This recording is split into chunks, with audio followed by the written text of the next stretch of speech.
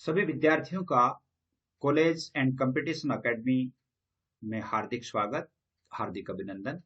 प्रिय विद्यार्थियों, हम पढ़ रहे हैं हिंदी साहित्य बीए प्रथम वर्ष, जिसमें आपके प्राचीन काव्य पुस्तक है, उसमें से कबीर के पद पढ़ रहे हैं, जिसके 2 भाग हमने पढ़ लिए और आज हम तीसरे भाग का अध्ययन करेंगे। तीसरे भाग में हम क्या क्या पढ़ेंगे? इसमें एक तो आपके टॉपिक है मन को अंग, मन को अंग। इसके अलावा आपके है विरह को अंग, विरह को अंग। इसके अलावा आपके अंग है माया को अंग, यानी माया को अंग, बहुत ही इंपॉर्टेंट है। और चौथा है आपके चितावनी को अंग, चितावनी को अंग। यानी ये 4 भाग है वो हम पढ़ेंगे। इन चारों भागों का अध्ययन आज ही कर लेंगे। थोड़ा बड़ा तो रहेगा वीडियो, लेकिन फिर भी आपके ये जितने भी जो 3 भागों में ये कंप्लीट हो जाएगा, क्योंकि कबीर की साखियां हमने पढ़ी तो साखियां बड़ी बड़ी थी और इसमें थोड़ा समय लगा। अब ये चारों भाग है वो आज हम एक साथ पढ़ेंगे। बहुत ही अच्छे भाग हैं और इनमें से बहुत ज्यादा आपकी व्याख्याएं जो है वो लगभग इनमें से आ ही जाती है, तो इसलिए आप ध्यान पूर्वक देखें व्याख्या को। व्याख्या के साथ साथ यदि आप व्याख्या करते हैं तो इसके लिए आपके 2-3 फायदे हो जाते हैं। एक तो सबसे पहली बात है कि अगर मान लो छोटे प्रश्न पूछे जाते हैं तो छोटे प्रश्न उन्हीं में से पूछे जाते हैं, व्याख्या याद है तो वो छोटे प्रश्न आप हल कर सकते हैं। छोटे प्रश्नों के अलावा आपके जैसे बड़े प्रश्न होते हैं वो भी व्याख्याओं से हल हो जाते हैं। और तीसरी बात है कि व्याख्या आपके आती ही है, यानी व्याख्या जो है वो 30 अंकों की आती है। तो लगभग जो इस पेपर का के जो प्रश्न है वो व्याख्याओं पर डिपेंड होते हैं। तो आइए आज की व्याख्याएं पढ़ते हैं और इन चारों को क्लियर करके देखते हैं। इसके साथ साथ आपके एक चैप्टर है जैसे काव्यांग परिचय है, और काव्यांग परिचय जो है वो भी हम ये जब अच्छी तरह से हल कर लेंगे तो इनसे हम काव्यांग परिचय भी जान जाएंगे कि कौन सा अलंकार है, कौन सा छंद है, कौन सा रस इसमें लगा है, और यानी कहाँ कहाँ पर कौन कौन सी विशेषताएं हैं, तो वो आप अच्छी तरह से देख पाएंगे। और मैं उम्मीद करता हूं कि ये वीडियोस जो है वो आपकी सफलता को निखारने में बहुत अधिक सहायक सिद्ध होंगे। तो बीए प्रथम वर्ष के विद्यार्थी ध्यानपूर्वक इनको पढ़ें। आइए आज का वीडियो पढ़ते हैं, आज का जो चैप्टर है वो अध्ययन करके देखते हैं। आइए शुरू करते हैं। तो इसका पहला चैप्टर है गुरुदेव का अंग, यानी गुरुदेव को अंग, यानी गुरु की महिमा का वर्णन इसमें किया गया है। तो पहला इसमें दोहे में लिखा है कि सतगुरु की महिमा अनंत अनंत किया उपकार, लोचन अनंत उगाड़ियार अनंत दिखावन हार। तो इसमें भी वही बात है, आपको प्रसंग लिखना है, प्रसंग के बाद व्याख्या लिखनी है, व्याख्या के बाद आपको यानी विशेष लिखना है, यानी उन्हीं प्रक्रियाओं से गुजरना है हमें। प्रसंग लिखना है तो प्रसंग में आप यहां से लिख सकते हैं, क्योंकि जिसमें गुरुदेव की गुरु की महिमा का वर्णन किया हुआ हो तो वहां आप लिखेंगे गुरुदेव को अंग में से लिया गया है, यानी कबीर द्वारा विरचित साखियों में गुरुदेव को अंग भाग में से लिया गया है, जिसमें गुरु की महिमा का वर्णन किया गया है। अब व्याख्या आप करेंगे सतगुरु की महिमा अनंत। कबीरदास कहते हैं कि सच्चे गुरु की महिमा का क्या उल्लेख करूं, उनकी महिमा ही अनंत है, अर्थात उनकी महिमा अपार है। जो अनंत किया उपकार, उपकार का मतलब उपकार या भलाई, कल्याण। सच्चे गुरु की महिमा का क्या बखान करूं, उनके उपकार तो अनंत है।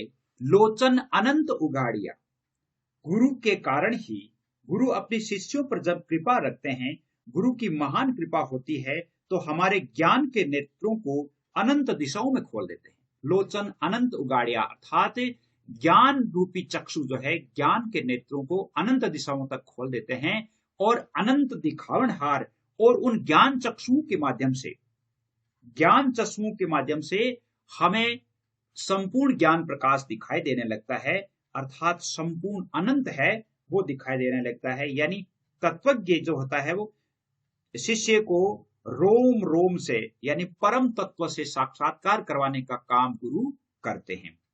इसमें देखिए ये जो है, इसमें एक तो यमक और अनुप्रास अलंकार है। यमक अनंत उगाड़ यार अनंत दिखावन हार, सतगुरु की महिमा अनंत अनंत किया उपकार, यानी यहां पर अनंत, लोचन अनंत अर्थात अनंत दिखाओ, अनंत यहां पर ईश्वर है। इसका अर्थ क्या है? ईश्वर है। और इस अनंत का अर्थ है अथा, यानी इस अनंत का अर्थ है कि अथा, यानी जो है असीम जिसको कह सकते हैं। तो यहां पर यमक अलंकार भी है। दोनों अनंत अनंत का अर्थ है वो अलग अलग है। और इसके अलावा आपकी कौन सा अलंकार है? अनुप्रास अलंकार है। गुरु की महिमा का वर्णन किया गया है और तत्व ज्ञान कबीर ने सरल शब्दों में व्यक्त किया है। राम नाम के पटंतरे देबे को कछु नाय, क्या ले गुरु संतोषेर होश रही मन। कबीर, पटंतरे का मतलब होता है बदले में। पटंतरे का मतलब क्या होता है? बदले में। क्या ले गुरु संतोष, मतलब संतोष करना। होश रही मनमाए अर्थात होश का अर्थ होता है उल्लास, उल्लास यानी खुशी। इसमें भी प्रसंग तो वही लिखना है, गुरु की महिमा का वर्णन किया है। शिष्य को गुरु के द्वारा राम नाम रूपी बहुमूल्य वस्तु दी गई है। राम नाम के पटंतरे यानी गुरु के द्वारा शिष्य को राम नाम की वस्तु दी गई है, जिसके बदले में शिष्य के पास देने को कुछ भी नहीं है। अर्थात गुरु के लिए, गुरु को देने के लिए, गुरु की दक्षिणा के लिए उसके पास कुछ भी नहीं है। वह इस आध्यात्मिक ज्ञान को प्राप्त करने के बाद भेंट में अपने गुरु को सब कुछ देना चाहता है। गुरु को कुछ देना चाहता है, लेकिन बार बार शिष्य ये सोचता है कि मैं क्या दूं जिससे मेरे गुरुजन को संतोष हो। क्या ले गुरु संतोष ये होश रही मनमाय, किंतु उसके मन में यह संकोच आ रहा है कि गुरु तो राम नाम का ऐसा अमूल्य मंत्र दे चुके हैं जिसके कारण मैं मोक्ष तक पहुंच सकता हूं, किंतु जो भी वस्तु गुरु दक्षिणा के रूप में दूंगा, जो भी वस्तु गुरु दक्षिणा के रूप में दूंगा, वह इससे नगण्य होगी, यानी इसकी तुलना में, राम नाम की तुलना में तुच्छ होगी। तो मेरे पास गुरु को देने के लिए कुछ भी नहीं है। यानी यहां पर आप विशेष में आप क्या लिखेंगे? विशेष में लिखेंगे कि गुरु द्वारा दिया गया राम नाम के स्मरण का मंत्र इतना महान होता है कि उसकी तुलना संसार की किसी भी वस्तु से नहीं की जा सकती। एक बात। दूसरी बात कि गुरु मंत्र देने वाला सच्चा गुरु ही हो सकता है, अन्यथा कोई नहीं दे सकता। ठीक है, अगला देखिए। अगले में देखिए, अगला है कि सतगुरु सांचा सूरवीर शब्द जुबाया एक। सूरवा मतलब सूरवीर, या मतलब सूरवा मतलब सूरवीर। शब्द जुबाया एक, बाया मतलब फेंकना। लागत ही में मिल गया पड़ा कलेज छेक, यहां पर कलेज छेक। सतगुरु यानी कबीरदास जी कहते हैं कि सच्चे सूरवीर तो सतगुरु हैं, सच्चे सूरवीर तो सतगुरु है। जिस प्रकार एक सच्चा सूरवीर एक ही बाण में संपूर्ण काम तमाम कर देता है, उसी प्रकार गुरु भी एक शब्द ज्ञान के द्वारा, एक शब्द ज्ञान से शिष्य के भीतर इस प्रकार का प्राण छोड़ देता है, यानी इस प्रकार का प्रभाव छोड़ देता है जिससे उसके भीतर का अहम समाप्त हो जाता है। शब्द जुबाया एक, एक ही शब्द से वह अपने शिष्य के अहम को, अहंकार को, मद, लोभ और सांसारिक विषय वासनाओं को समाप्त कर देता है। लागत ही में मिल गया पड़ा कलेजे छेक, यानी और वह शब्द रूपी बाण लगते ही मैं गुरुमय हो गया। अर्थात इतना व्यापक प्रभाव पड़ा कि इसी के कारण मैं सब कुछ छोड़ करके और गया कलेज छेक। यानी कहने का अर्थ है कि वह शब्द जो है शब्द रूपी बाण है, जिसके माध्यम से मैं गुरु के शरण में आ गया और मोक्ष को प्राप्त कर गया। इसमें यदि आप देखेंगे कि कौन सी चीज विशेष है, तो एक तो रूपक अलंकार है। रूपक अलंकार है शब्द जुबाया एक, शब्द रूपी बाण।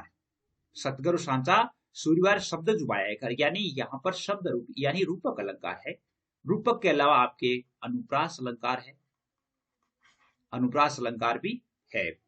अगला प्रश्न देखिए, अगले जो दोहे में है कि माया दीपक नर पतंग भ्रमी भ्रमी इवे पड़ंत, कहे कबीर गुरु ज्ञान थे एक आध उबरंत। कबीरदास जी क्या कहते हैं? गुरुदेव को अंग में से लिया गया है। माया दीपक नर पतंग, यानी संसारिक विषय वासनाएं, संसारिक माया मोह है, वो दीपक के समान है और मनुष्य उस पतंगे के समान है। जिस प्रकार जलते हुए दीपक को देख करके पतंगा अनायास ही उसमें पड़ जाता है, ठीक उसी प्रकार माया मोह के छलावे में आकर के और व्यक्ति माया मोह में भ्रम में पड़ जाता है। भ्रमी भ्रमी इवे पड़ंत, अर्थात जब तक उसे ज्ञान नहीं होता है तब तक वह व्यक्ति इस भ्रम में माया रूपी दीपक के चारों ओर घूमता घूमता उसमें पड़ा रहता है और उसमें जल जाता है, अनेक योनियों में भटकता है। कहे कबीर गुरु ज्ञान थेर एक आध उबरंत, कबीरदास जी कहते हैं कि इनमें से जिनको गुरु का ज्ञान हो गया है वह व्यक्ति इस संसारिक माया मोह में नहीं पड़ करके और अपना मोक्ष करवा लेते हैं। ऐसे बिरले ही जन होते हैं, एकाध व्यक्ति ही उभरता है। यानी कहने का अर्थ है कि केवल गुरु के द्वारा प्रदत्त ज्ञान से व्यक्ति ही इससे बच सकता है, सांसारिक माया मोह से अन्य व्यक्ति इससे नहीं बच सकता। तो इसमें माया दीपक नर पतंग और इसमें रूपक अलंकार है, दोनों में ही। कौन सा है? रूपक अलंकार का प्रयोग हुआ है। भ्रमी भ्रमी, ये दोनों एक साथ है, भ्रमी भ्रमी, तो यहां पर पुनरुक्ति प्रकाश अलंकार है, पुनरुक्ति प्रकाश अलंकार है। कहे कबीर गुरु ज्ञान थे एक आध उग्रंथ, यानी इसमें एक अनुप्रास अलंकार भी है। जैसे पड़ंत उबरंत, यहां पर अंत्यानुप्रास अलंकार है। अंत्यानुप्रास अलंकार वहां होता है जहां पर दोनों की तुक मिल जाती है, यानी दोनों अंकों की, यानी दोनों जो शब्द हैं, दोनों वर्ण है या दोनों ध्वनियां है, उनकी तुक मिल जाती है, तो वहां पर अंत्यानुप्रास अलंकार भी होता है। अनुप्रास के जो 5 भाग होते हैं उनमें से एक अंत्यानुप्रास होता है, वो अंत्यानुप्रास अलंकार होता है। अगला प्रश्न, अगला देखिए, अगले में लिखा है थापणी पाई थिति भई, थापणी पाई थिति भई सतगुरु दीनी धीर कबीर हीरा बणजियार मान सरोवर तीर। थापणी का मतलब होता है स्वरूप। क्या अर्थ होता है? स्वरूप होता है। और थिति का मतलब होता है स्थित। थिति का मतलब होता है स्थित। सतगुरु दीनी धीर, धीर का मतलब होता है धैर्य। कबीर हीरा बणजिया, बणजिया मतलब व्यापार। मान सरोवर तीर, यहां का अर्थ स्वर्ग ले सकते हैं, ब्रह्मांड ले सकते हैं। मान सरोवर यानी वणिजिया, जिसको व्यापार या व्यापारी कह सकते हैं। तो कबीरदास जी कहते हैं कि गुरु से स्वरूप प्रतिष्ठा का उपदेश सुनने पर साधक अपने स्वरूप में स्थित हो गया। थापण पाई थिति भई, गुरु से ईश्वर का उपदेश लेने के पश्चात व्यक्ति है वो स्थित हो जाता है, अर्थात ईश्वर के नाम, राम नाम में स्थित हो जाता है। और यह स्थित होने का जो धैर्य है वो हमारे गुरु ही बता सकते हैं। यानी सतगुरु ने ही धैर्य बंधाया तो निष्ठा और अधिक परिपक्व हो गई।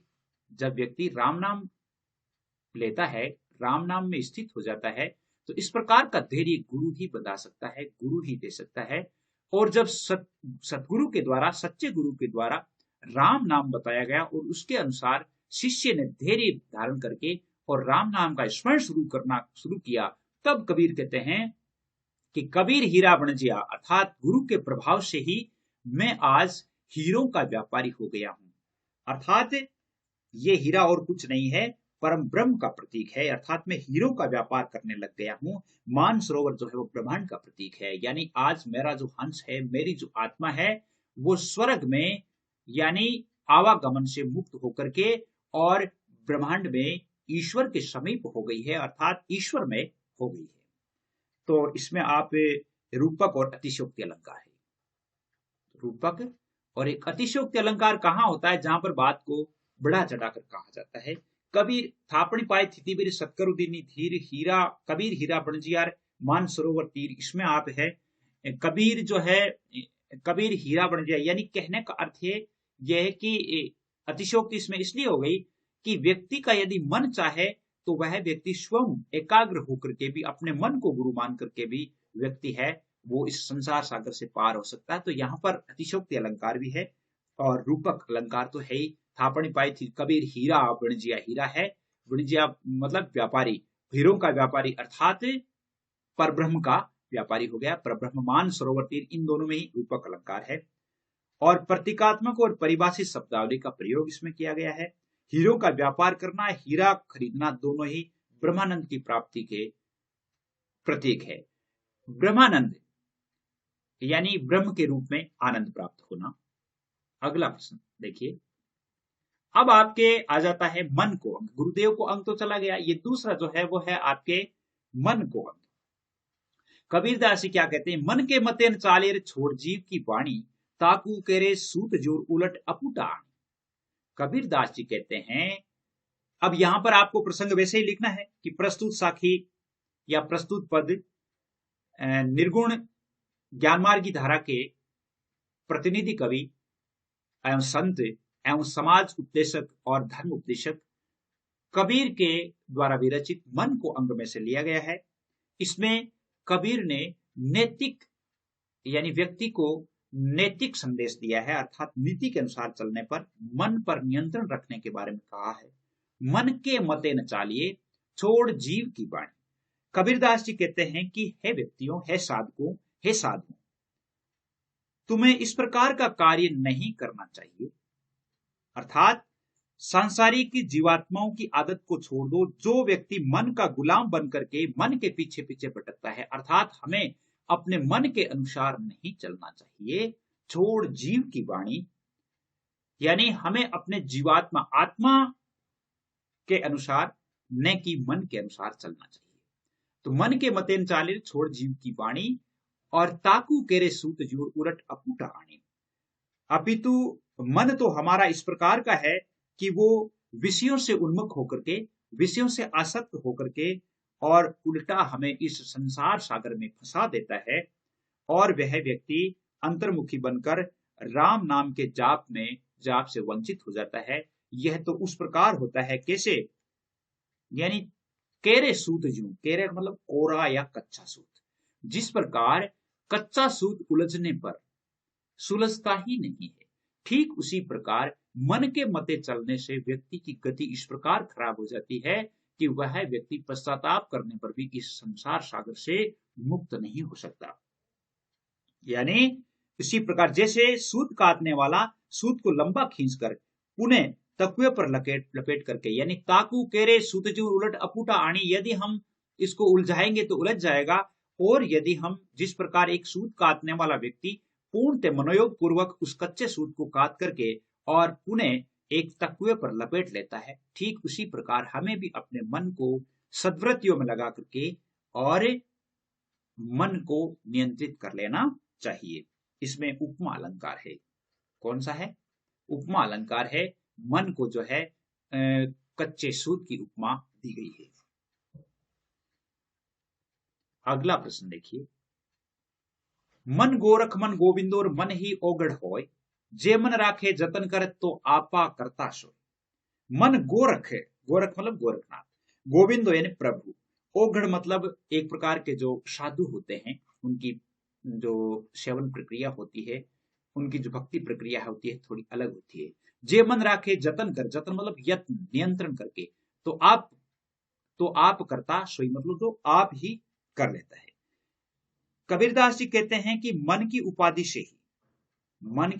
से ही चैतन्य ईश्वर, गुरु, जीव और साधक भिन्न भिन्न रूपों में प्रतीत होता है।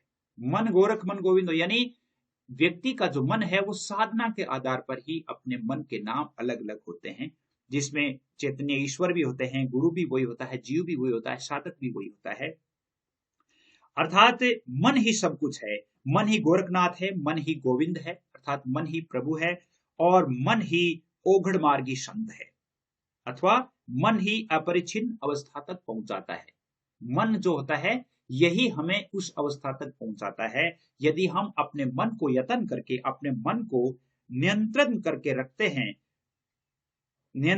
रखते हैं तो वह हमारे लिए बहुत ही अच्छा होता है। यत्न पूर्वक नियंत्रित मन वो शक्ति है जो विश्व का सृजन करती है। आप कर्ता सोई, यानी इस अवस्था का अहंकार चैतन्य वास्तव में सृष्टा, यानी इस प्रकार आप कर्ता सोई कहने का अर्थ है कि मन ही ईश्वर का रूप धारण कर लेता है यदि हम मन को अच्छी तरह से नियंत्रित करके रखते हैं। कबीर मन गाफिल बयार सुमरण लागे नाय, घणी सहेगा सांसनार जन की दरगाह। कितनी अच्छी बात कही है। गाफिल का मतलब होता है अचेत, जिसमें चेतना नहीं हो। सुमरण लागे ना, सुमरण सुमरना। गणी सहेगा, सहेगा मतलब सहना। सांसना का मतलब यहां पर यातना है। क्या है? यातना। जम की दरगाह मां, दरगाह यानी स्वर्ग कह सकते हैं, दरबार कह सकते हैं। यम यानी यम। कबीर मन गाफिल बयारे सुमरण लागे ना। कबीरदास जी कहते हैं कि अब तो हमारा मन बेपरवाह हो गया है। मन गाफिल बया, हमारा मन अचेत हो गया है, बेपरवाह हो गया है, किसी की ओर ध्यान भी नहीं देता है। जिस प्रकार एक मद में चूर व्यक्ति अपने आसपास में, अपने मद में गाफिल होकर के और वो आसपास की गतिविधियों को कुछ नहीं समझता है, ठीक उसी प्रकार अपना मन भी, कबीर कहता है कि मेरा मन भी संसारिक विषय वासनाओं में गाफिल होकर के, अचेत होकर के, और ईश्वर का स्मरण नहीं करता है। सुमरण लागे ना, अर्थात ईश्वर का स्मरण नहीं करता है। परिणाम स्वरूप जब ईश्वर का स्मरण नहीं करेगा तो यम के दरबार में जब तुम मृत्यु को प्राप्त होगे, मृत्यु को प्राप्त होकर के जब यम के दरबार में जाओगे तो वहां पर तुम्हें विभिन्न प्रकार की यातनाएं सहन करनी पड़ेगी, क्योंकि इस मन ने यहां ईश्वर का स्मरण नहीं किया है। तो कहने का अर्थ है कि यहां पर हमें ईश्वर का स्मरण करना चाहिए। अगला प्रश्न देखिए।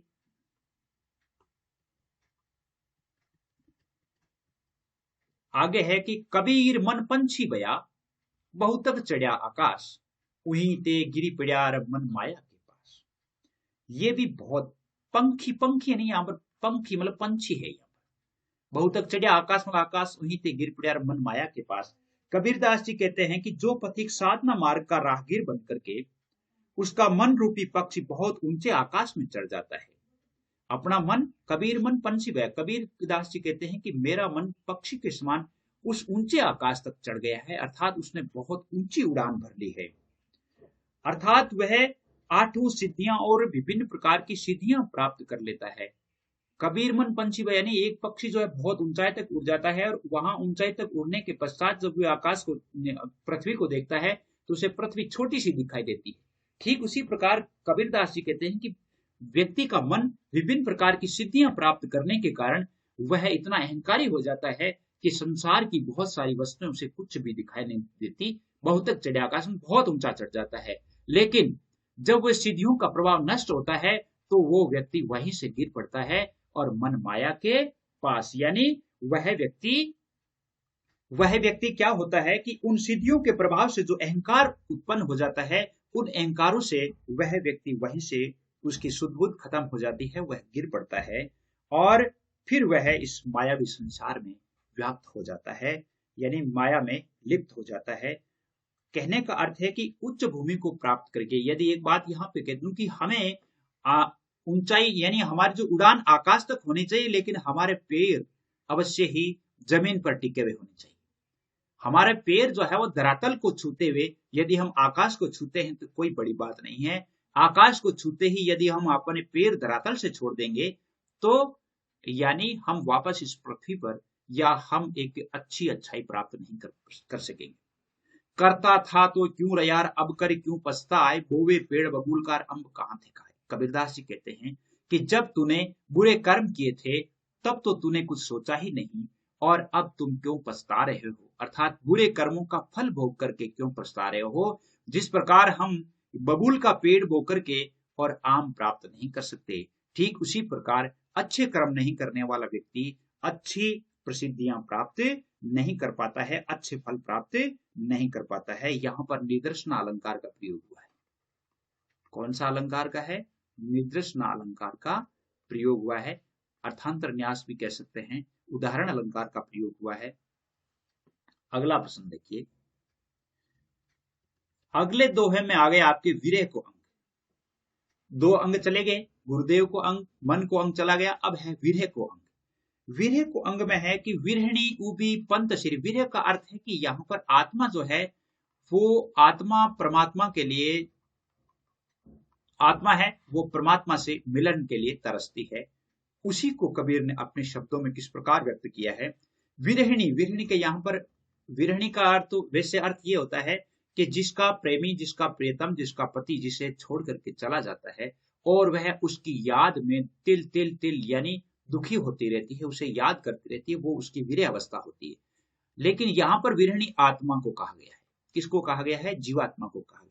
विरहणी उबी पंत श्री मतलब रास्ता देख रही है, और पंथी बूझे धाय एक शब्द कही पीवकार कब्रे मिलोगे।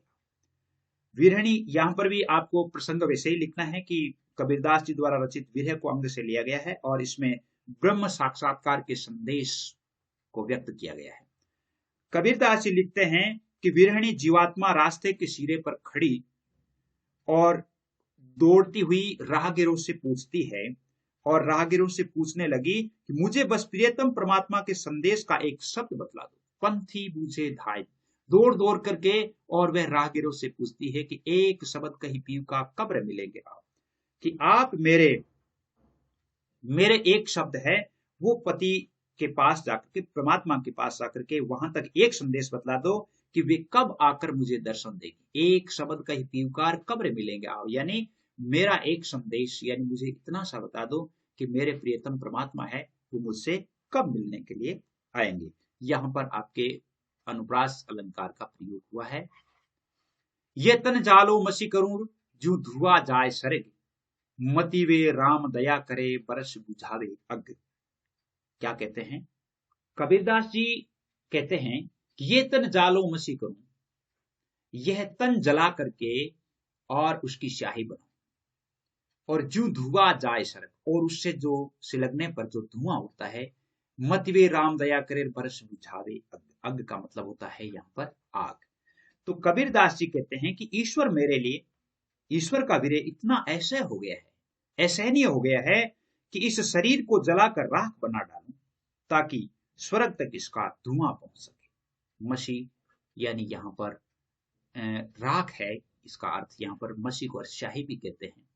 ये तन जालो मसी करूं जो धुआं जाए सर, कबीरदास जी कहते हैं कि मैं इस तन को जला करके और राख करूं, और तन को जलाते समय जो धुआं है उड़ करके वो स्वर्ग तक जाए, और उसका स्वर्ग तक जाए, और मेरे विरह का दाह आभास पाकर के हो सकता है कि मेरे राम जो है वो मुझ पर अपनी कृपा बरसा करके उस अग्नि को बुझा दें, यानी मेरा जो विरह है वो समाप्त हो जाए। कहने का अर्थ है कि विरह अग्नि को बुझाने के लिए प्रेम जल की वर्षा कर सके।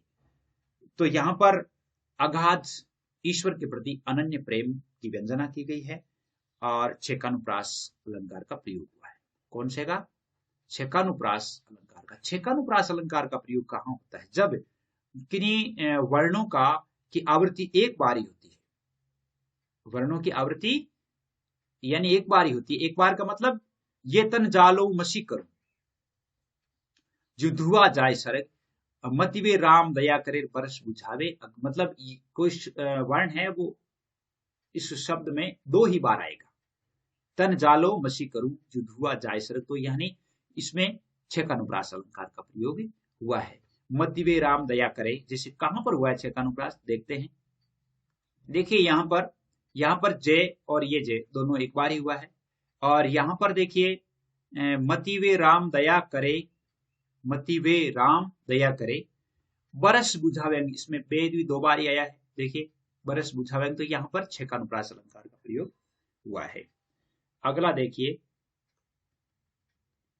वीरे भुवंगम तन बसे मंत्र न लागे को, राम वियोगी ना जीवे जीवे तो गोरा हो। बहुत ही अच्छी बात कही है। कबीरदास जी कहते हैं कि वीरे रूपी सर्प हृदय में ही निवास करता है। भुवंगम का अर्थ होता है सर्प या सांप। मंत्र न लागे कोई, इसके लिए कोई मंत्र नहीं। राम वियोगी ना जीवे, वियोगी अर्थ होता है जो राम से वियोग रखता है, राम से दूरी रखता है। जीवे तो बोरा हो, बोरा का अर्थ होता है पागल। क्या अर्थ होता है? पागल। तो कबीरदास जी कहते हैं कि विरह रूपी सर्प हृदय में ही निवास करता है और वह निरंतर डसता रहता है, और उसके डसने पर मंत्र आदि उपचार बेअसर हो जाते हैं। इन पर कोई तरह का कोई उपचार नहीं होता है। राम वियोगी ना जीवे। कबीरदास जी कहते हैं कि जो व्यक्ति राम से वियुक्त होता है, अर्थात राम से वियुक्त जीव है, वो नहीं जी सकता। जितने दिन वह जीता है तो उतने दिन वह एक पागल बनकर ही लेता है, पागल के रूप में ही जीता है। अर्थात सांसारिक विषयों को ग्रहण करने की दृष्टि से वो पागल हो जाता है। तो यहाँ पर वीर्य रूपी जो सर्प है वो कहाँ बसता है? मन में ही बसता है, जिसकी कोई दवा नहीं होती। जो व्यक्ति राम से वियुक्त होता है वह व्यक्ति इस संसार में विषय वासनाओं में खो करके और पागल की तरह जीता रहता है। बहुत ही अच्छे पाठ हैं। अगले में देखिए, इसमें रूपक अलंकार है, ध्यान रखना। अगले में लिखा है कि आंखड़ियां झाई पड़ी पंथ निहार निहार, जीबड़ियां छाला पड़िया राम पुकार पुकार। कबीरदास जी कहते हैं कि प्रियतम परमात्मा के आने के मार्ग को देखते देखते विरहणी आत्मा की आंखों में झाई पड़ने लग गई, अर्थात पंथ निहार निहार, ईश्वर के रास्ते को देखते देखते और आंखों में झाई पड़ने लग गई है, अर्थात धुंधलापन हो गया है, आंखों की ज्योति धूमिल हो गई है, आंखों के आगे अंधेरा सा छाने लग गया है। जी बढ़िया छाला पड़िया, और श्री राम का शब्द को पुकारते पुकारते, राम शब्द का स्मरण करते करते मेरे मुख में छाले तक पड़ गए हैं और अभी तक परमात्मा से मेरा मिलन नहीं हुआ है। आंसड़ियां मतलब है आंखड़ियां, झाई पड़ी यानी धुंधलापन छा गया है। तो यहां इसमें देखिए निहार निहार, इसमें दोनों में पुनरुक्ति प्रकाश अलंकार है। पुनरुक्ति प्रकाश, जी बढ़िया छाला पड़े, राम पुकार पुकार, इसमें भी पुनरुक्ति प्रकाश अलंकार है। इसके अलावा आपके अनुप्रास अलंकार का प्रयोग इसमें हुआ है। बहुत ही अच्छा है। हंस हंस कंतन पायर, जिन पाया तिन रोय, जो हंसे ही हरि मिले तो नहीं दुहागन कोई। इसमें देखिए कितनी अच्छी बात कही है। कबीरदास जी कहते हैं कि हंस हंस करके, अर्थात सांसारिक विषय वासनाओं के उल्लास में रमे रहने से ईश्वर को प्राप्त नहीं किया जा सकता। हंस हंस कंतन पाए, कंत का मतलब यहाँ पर पति है, लेकिन पति का अर्थ यहाँ पर परमात्मा है। क्या अर्थ है? परमात्मा है। जिन पाया तिन रोई, रोना, हंसे ही हरि मिले तो नहीं दुहागन। दुहागन का मतलब आप जानते हैं, विधवा। दुहागन का मतलब क्या होता है? विधवा होता है। तो कबीरदास जी कहते हैं कि सांसारिक विषय वासनाओं के उल्लास में रमे रहने से ईश्वर प्राप्त नहीं किया जा सकता। जिन्होंने भी उस परब्रह्म को प्राप्त किया है उन्होंने रोकर, अर्थात प्रेम वेदना से ही प्राप्त किया है। यदि हंसते हंसते हरि मिले तो उससे कोई बड़ा दुर्भाग्यशाली नहीं हो सकता। भाव यह है कि विषय वासनाओं के उल्लास से यदि प्रियतम भगवान ईश्वर मिल जाते हैं तो संसार में कोई भी जीवात्मा दुर्भाग्यनी नहीं होती, अर्थात प्रिय के प्रेम से वंचित नहीं होती, क्योंकि विषय वासनाओं में तो सबका मन सहज ही रम जाता है। यानी कहने का अर्थ है कि विषय वासनाओं में रमते रमते ही यदि ईश्वर की प्राप्ति हो जाती है तो इस संसार में कोई भी आत्मा है वो विधवा नहीं होती, अर्थात कोई भी आत्मा रामहीन नहीं होती है। अर्थात ईश्वर को प्राप्त करने के लिए तो हमें विधेय भोगना पड़ेगा, उसके लिए स्मरण करना पड़ेगा और प्रेम वेदना के माध्यम से ही हम ईश्वर को प्राप्त कर पाएंगे। अनुप्रास और इसमें पुनरुक्ति प्रकाश अलंकार है। हंसी हंसी लिखा ना, हंसी हंसी, यहाँ पुनरुक्ति प्रकाश है, अनुप्रास अलंकार भी है, अर्थांतर न्यास अलंकार भी है। कौन सा है? अर्थांतर न्यास अलंकार भी है। यानी हंस स्कंदन भाई, यानी कहने का अर्थ है कि वैसे अन्योक्ति भी हो जाता है इसमें किसी बात को कहने के लिए। अब आगे आ जाता है माया को अंग। माया को अंग में कहते हैं कबीर माया मोहन जैसे मीठी खांड, सतगुरु की कृपा बहिर नहीं तो करती भांड। कबीरदास जी कह रहे हैं भांड का अर्थ होता है बेरूपिया। क्या अर्थ होता है? बेरूपिया। जैसे मीठी खांड, खांड का मतलब होता है शक्कर। सतगुरु की कृपा बहिर नहीं तो करती भांड। कबीर माया मोहनी। कबीरदास कहते हैं कि सांसारिक सुखों के उपभोग की दृष्टि से माया ललचाने वाली और मोहन अर्थात व्यक्ति को मोहित करने वाली है, जिस प्रकार मीठी खांड होती है। ज्यादा खांड खाने से व्यक्ति बीमार हो जाता है, ठीक उसी प्रकार माया के वशीभूत व्यक्ति है इस संसार सागर में बेकार हो जाता है। सतगुरु की कृपा भई, और जिस व्यक्ति को सच्चे गुरु की कृपा हो जाती है, नहीं तो यह विभिन्न प्रकार के अपने बहरूपियों से, अर्थात माया है वो विभिन्न रूपों से व्यक्ति को छल ही लेती। यानी अगर सतगुरु की कृपा नहीं होती तो यह मुझे भी बहरूपिया बना देती। तृष्णा सिंची ना मुझे दिन दिन बढ़ती जाए, ज्वासा के रूख जूं और गण मेहा कुमलाए।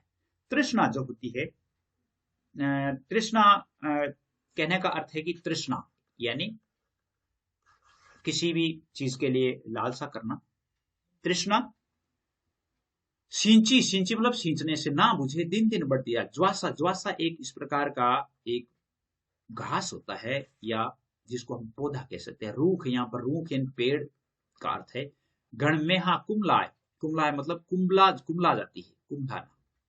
मेहा मतलब बरसात, बरसात। तृष्णा सिंची ना बुझे दिन दिन बढ़ती है। जब हम तृष्णा को ज्यादा ज्यादा सिंचेंगे, अर्थात जो जो उसकी मनोवांछा पूर्ति करेंगे, त्यों त्यों तृष्णा बढ़ती जाती है। कबीरदास जी कहते हैं कि तृष्णा रूपी आग विषय भोग रूपी जल से सींचने पर बुझती नहीं, बढ़ जाती है। दिन प्रतिदिन और बढ़ती जाती है। वासनाएं भोग से बढ़ती है। वासनाएं किससे बढ़ती है? दिन दिन बढ़ती है, भोग से बढ़ती है, शांत नहीं होती। परंतु ये तृष्णा भगवत भक्ति के प्रेम रस की घनघोर वर्षा ऋतु से ही, ज्वासा के रूख जू गण में हा कुमला है। और यदि हम इसे रोकना है, अर्थात तृष्णा को बुझाना है, तो जिस प्रकार ये उस ज्वासा के रूख जैसी होती है, जिस प्रकार अधिक मेह के कारण, अधिक बरसात के कारण ज्वासा का जो पौधा होता है, पेड़ होता है, वह कुम्भलाने लग जाता है, अर्थात अधिक वर्षा उसे नहीं सुहाती। ठीक उसी प्रकार यदि हम ईश्वर प्रेम रूपी जल को बरसाएंगे, तो यह तृष्णा है वो स्वतः ही समाप्त हो जाएगी, अर्थात ईश्वर प्रेम से सरोवर होने पर ही विषय वासनाएं समाप्त हो जाएगी। ज्वासा जो घास होता है ना, वो गर्मी की ऋतु में हरा रहता है, लेकिन बरसात ऋतु आते ही वो क्या होता है, उसमें यानी बुझना शुरू हो जाता है, या वो नष्ट होना शुरू हो जाता है। इसमें देखो विरोधाभास अलंकार है। ज्वासा के रूख जो गण में हाकुम, अर्थात बरसात होती है तब तो कुमलाता नहीं है, लेकिन वो तो पोंपले निकालता है या हरियाली होती है। लेकिन जो यहाँ पर विरोधाभास अलंकार है, कौन सा अलंकार है? विरोधाभास अलंकार है। अगले में लिखा है कि कबीर माया त्रिविध का, कबीर माया तरवर त्रिविध का, और शाखा दुख संताप, शीतलता सुपने नहीं, फल फीको तनता। बहुत ही अच्छी बात कही। माया तरवर, माया तरवर का मतलब होता है पेड़, त्रिविध यानी तीन, और सुख, शाखा, शाखा मतलब शाखाएं, दुख संताप यानी दुख, शीतलता सुपने ही नहीं, सुपने मतलब सपने में भी, फल फीको तनताप। तो इसके अर्थ है कि त्रिगुणात्मक जो ताप है, त्रिविध का मतलब तीन जो ताप होते हैं, ताप कितने होते हैं? तीन होते हैं, अर्थात देहिक, देविक और भौतिक। देह का ताप होता है, देवीय ताप होता है, भौतिक ताप होता है। ये तीन तरह के ताप होते हैं। कबीरदास जी कहते हैं कि ये माया देहिक, देविक और भौतिक, इन संतापों से युक्त है, इस प्रकार का वृक्ष है, और इसकी शाखाएं दुख और संताप वाली है। इसकी शाखाएं दुख और संताप है, और शीतलता सपने नहीं। और इस वृक्ष की छाया में जो बैठता है, वह व्यक्ति सपने में भी शीतलता प्राप्त नहीं कर सकता। और जो व्यक्ति इसके फलों को प्राप्त करने की इच्छा रखता है, वह व्यक्ति, इसके फल तो हमेशा फीके ही होते हैं। अर्थात इस माया वृक्ष के आश्रय में शीतलता और सुख सपने में भी नहीं मिलता है, और इसका फल फीका होता है। इस प्रकार शीतलता और फल नहीं देकर के तन ताप ये हमें दुख ही प्रदान करती है। तो इसमें भी रूपक अलंकार का प्रयोग हुआ है। कौन सा अलंकार का प्रयोग हुआ है? रूपक अलंकार का प्रयोग हुआ है। अगला देखिए, अब एक रही और है जिसमें आप, कबीर माया मोह किर भई अंधारी लो, जे सुते ते मुसी लिए रहे बसत पूरो। यानी लोई का अर्थ होता है लोचन, लोई, लोई यानी का अर्थ होता है आंखें। लोई का अर्थ क्या होता है? आंखें। और सूते, सूते का मतलब होता है सोए हुए, सूते का मतलब क्या होता है? सोया हुआ। और मुसी, मुसी का मतलब होता है यहाँ पर जिसको हम ठग कहते हैं। मुसी का अर्थ क्या होता है? ठग कहते हैं। बसत का मतलब होता है वस्तु। क्या मतलब होता है? वस्तु। कबीर माया मोह की, कबीरदास जी कहते हैं कि ये माया मोह की काली कमली रूपी अंधेरी रात्रि फैल गई है।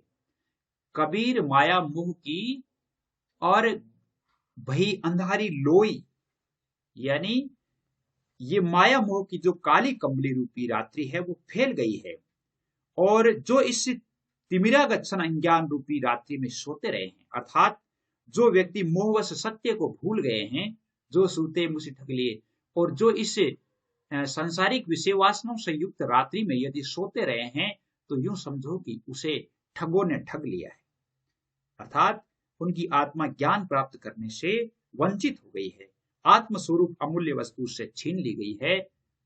रहे वसत को रोई, अर्थात उसे जो वस्तु, कहने का अर्थ अमूल्य वस्तु यानी राम नाम की जो वस्तु है वो माया मोह में वशीभूत हो जाने के कारण व्यक्ति प्राप्त नहीं कर पाता। जिस प्रकार अंधेरी रात में व्यक्ति भटक जाता है, ठीक उसी प्रकार माया मोह से वशीभूत व्यक्ति भी इस संसार से भटक जाता है और वो राम नाम की जो वस्तु होती है उससे चूक जाता है।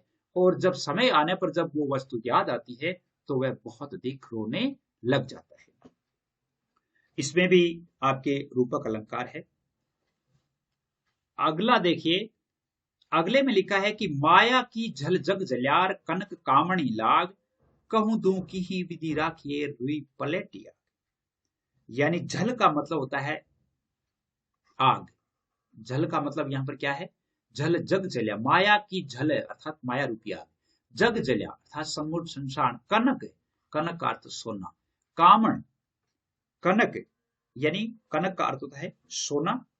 और कामण, कामण का अर्थ वैसे यहां पर कामिनी है। लागे, लागे लगा।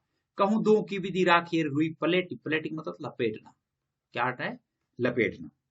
तो कबीरदास जी कहते हैं कि कंचन और कामिनी के मोह में, कंचन और कामिनी, कंचन और कामिनी, कंचन और कामिनी के मोह में यह सारा संसार अर्थात विषय भोगों की ज्वाला में जल गया है। माया की झल जग जल्या अर्थात माया यानी विषय वासनाओं के भोगों में यह संसार कनक और कामनी के को प्राप्त करने के लिए यह संसार विषय भोगों में जल गया है, उस ज्वाला में जल गया है। जिस प्रकार रुई में लपेटी हुई अग्नि अधिक समय तक अपना प्रभाव दिखाए बिना नहीं दे सकती, उसी प्रकार सोना और कामिनी की माया की झल जग जल्यार कनक कामनी, जिस प्रकार यानी कहने का अर्थ है कि रुई में लपेटी हुई आग जल्दी ही बाहर आ जाती है, ठीक उसी प्रकार सोने और कामिनी के प्रभाव में आया हुआ व्यक्ति, माया मोह और विषय वासनाओं में आसक्त व्यक्ति है, वो तुरंत ही पहचान में आ जाता है और वह तुरंत ही अपने इस सांसारिक यानी ईश्वरीय रास्ते से भटक जाता है। उसी प्रकार सोना और कामनी के संसर्ग में पड़ा मनुष्य अधिक समय तक नहीं टिक सकता, उसका विनाश सुनिश्चित होता है। अर्थात कब तक हम रुई में पलेटी हुई आग को हम रुई में पलेट करके कब तक रख सकते हैं। अब लास्ट है आपका चेतावनी को अंग। चेतावनी का मतलब ही चेतावनी है। क्या अर्थ है? चेतावनी का मतलब चेतावनी है।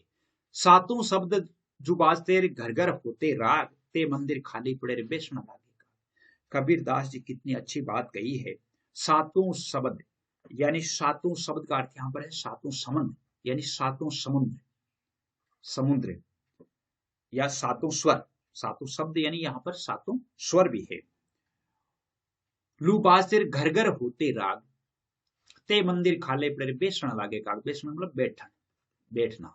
काग यानी कौवे। तो इसकी हम व्याख्या इस प्रकार करेंगे। कबीरदास जी कहते हैं कि जहां पर प्रत्येक घर में राग, घर घर में राग रागनियों के सुमधुर स्वर गूंजा करते थे, सातों शब्द जो बाजते, अर्थात प्रत्येक घर में घर घर में राग रागनियों के सुमधुर स्वर गूंजते थे, सातों प्रकार के वाद्य यंत्र बजा करते थे, जिसमें जांज है, मृदंग है, शंख है, शनाई है, बीना है, बीन है, बांसुरी है, ढोल है, ये सब बजते रहते थे। और जिन घरों का जो घर वैभव संपन्न हुआ करते थे, खुशहाली से आमोद प्रमोद से खुशियां रहती थी, घर घर होते राग अर्थात जिन घरों में बहुत अधिक खुशियां होती थी, ते मंदिर खाले पड़े। यहां पर मंदिर का अर्थ होता है यहां पर भी घर ही है, लेकिन वे स्थान और भवन समय चक्र की परिवर्तनशीलता के कारण खाली हो गए हैं। उन घरों में आज कोई भी नहीं है, आज वो खाली और सुनसान हो गए हैं। अर्थात परिवर्तनशील संसार में सभी को परिवर्तन का शिकार होना पड़ता है, वहां पर आज कौवे बैठते हैं। कहने का अर्थ है कि यदि हम ये सोचते हैं कि ये घर मेरा है और इस घर में पड़ी हुई सारी चीजें मेरी है, तो ये हमारा भ्रम है। क्यों? क्योंकि आपने देखा होगा कि ये हमारे घर जो होते हैं वो एक सराय है। जिस प्रकार सराय में व्यक्ति कुछ समय ठहर करके और पुनः उसे अपने स्थान, गंतव्य स्थान तक जाना पड़ता है, ठीक उसी प्रकार व्यक्ति जन्म लेता है, इस संसार में आता है और वह आकर के और यहाँ पर कुछ समय तक रह करके फिर चला जाता है, तो जो व्यक्ति समझ जाता है वो तो ईश्वर को प्राप्त कर लेता है। तो यानी जहां पर अच्छी अच्छी स्थितियां हुआ करती थी वो मंदिर भी आज खाली पड़े हैं। आगे लिखा है कि ये ऐसा संसार है जैसा सेमल फूल और दिन दस के व्यवहार बने और झूठे रंग। सेमल का मतलब सेमर का फूल, दिन दस के व्यवहार बने और झूठे रंगन फूल। कबीरदास जी कहते हैं ये संसार उस सेमर के फूल के समान है, यानी ये संसार जो है वो आकर्षण का केंद्र है, लेकिन वे क्षण भंगुर है। जिस प्रकार सेमर का फूल खिल करके कुछ ही समय में नष्ट हो जाता है, ठीक उसी प्रकार हमारा जीवन भी कुछ दिनों तक व्यवहार बन करके कुछ दिनों तक खिल करके और पुनः नष्ट हो जाता है। तो हमें उतने छोटे से जीवन में हमें कुछ न कुछ करते रहना चाहिए। यानी हमारा जो शरीर है, यानी उसके रेशे क्या होते हैं, हवा में उड़ जाते हैं, वैसे ही हमारा शरीर मिट्टी रह जाती है और शेष तत्व है वो अपनी अपनी जगह मिल जाते हैं पांचों तत्वों में से। अगला लिखा है कि मनीषा जन्म, यानी यहां पर मनीषा मतलब मानुष है, मानुष जन्म दुर्लभ है देहन बारंबार तरवर थे फल झड़पड़ियार बहुरे न लागे डार। कबीरदास जी कहते हैं कि मनुष्य जीवन बहुत कठिनाई से प्राप्त होता है, मानुष जन्म दुर्लभ है। मनुष्य जीवन 84 लाख योनियों को में भटकने के पश्चात हमें ये मनुष्य जन्म मिलता है जो कि बहुत दुर्लभ है। देहन बारंबार यानी इसका यानी देहन बारंबार ये हमें बार बार प्राप्त नहीं होता है। तरवरते फल झड़ पड़ा, जिस प्रकार एक पेड़ से फल के झड़ जाने के पश्चात वह फल उसी डाली में वापस नहीं लगता है, ठीक उसी प्रकार हमारा ये संसारिक शरीर खत्म हो जाने के पश्चात हमें मनुष्य योनि प्राप्त नहीं होती है। तो जब तक हमें मनुष्य योनि प्राप्त हो जाती है, उसी मनुष्य योनि में हमें ईश्वर को प्राप्त करने के प्रयास करने चाहिए। मनुष्य को ईश्वर की भक्ति प्राप्त करके और इस शरीर को सार्थक बना लेना चाहिए। यानी इसमें उदाहरण अलंकार और रूपक अलंकार का प्रयोग हुआ है। आगे लिखा है कि कबीर कहाँ गर्भी और इस जीवन की आस, टेसु फूले दिवस चार खंकर भयो पलास। अब यहां पर गर्भियो का मतलब गर्भ करना, इस जीवन की आस, आस का मतलब आशा। टेसु यानी टेसु एक पौधा जिसको फूल कह सकते हैं, और खंकर भयो प्लास का पौधा है वो खंकड़ हो जाता है, खंकड़। कबीर दास जी कहते हैं कि तू अपनी यौवन शक्ति पर क्यों गर्व कर रहा है, क्यों अहंकार करते हो।